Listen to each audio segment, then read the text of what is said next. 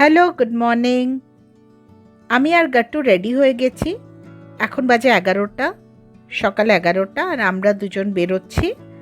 আমাদের ক্যাবও এসে গেছে। আমরা রওনা হয়ে গেলাম। আমরা যাচ্ছি আমার মায়ের বাড়ি, মানে বাপের বাড়ি। আর গাট্টু যাচ্ছে নিজের নানির সাথে দেখা করতে। আরও একটা রিজনে এসছি, বলছি একটু পরে। যা রোদ, তাতে ক্যাব ছাড়া কোথাও যাওয়া যাচ্ছে না। যা হোক, পৌঁছে গেছি। এবার বলি কেন এসছি শুধু যে গাট্টু অনেকদিন পর এলো, নানির সাথে দেখা করবে, শুধু সেটা নয়। আমার ভাইরা বলেছিলাম না এলাহাবাদে থাকে, তো ওরা এসছে 3 দিনের জন্য। আমার ভাই, ভাইয়ের বউ আর তাদের একটিমাত্র ছেলে। ওরা চলে যাবে, আজকেই চলে যাবে।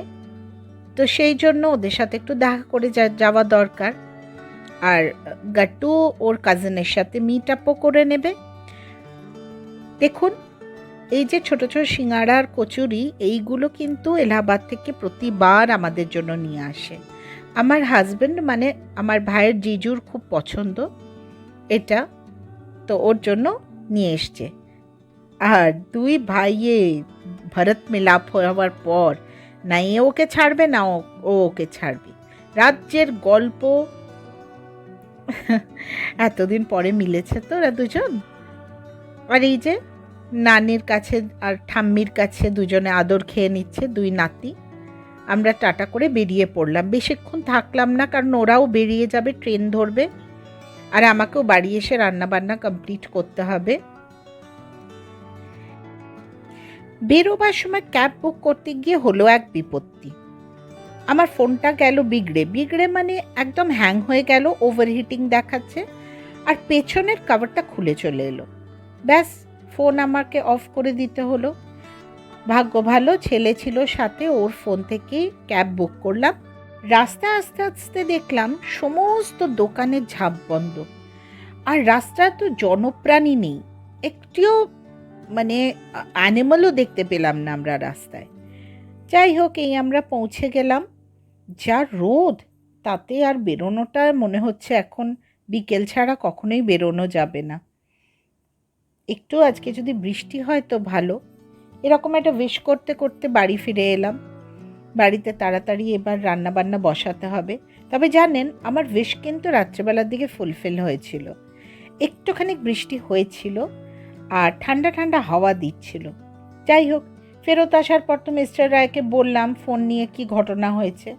এই দেখুন কি অবস্থা। যাই হোক, এটাকে তো ঠিক করতে হবে ফোনটাকে, নালে এটার থেকে আমি কল করি তো ফোনটা খারাপ হয়ে গেলে বড় বিপদে পড়ে যাব। দুপুরবেলা মাংস ভিজিয়ে গেছিলাম, মাংসর ঝোল আর ভাত খেয়েছি আমরা।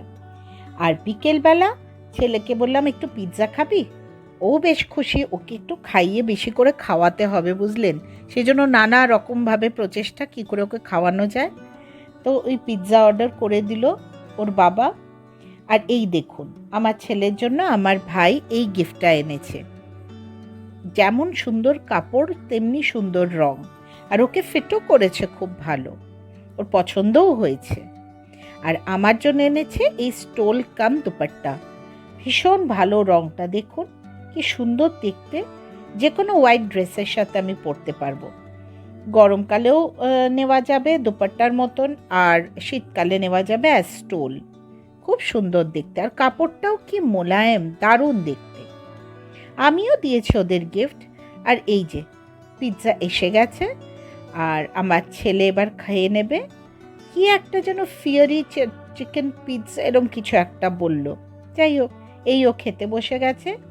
ও অলমোস্ট হাফ খেলো, আর বাকিটা আমরা দুজনে ভাগাভাগি করে খেয়ে নিলাম বুড়ো বুড়িতে মিলে।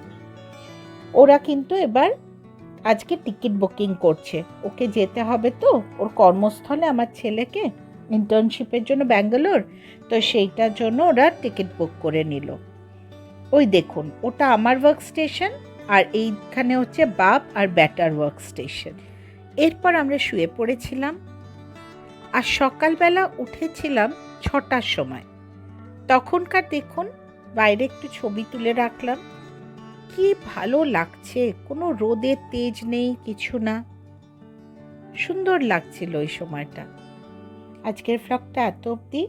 সবাই ভালো থাকবেন। নমস্কার।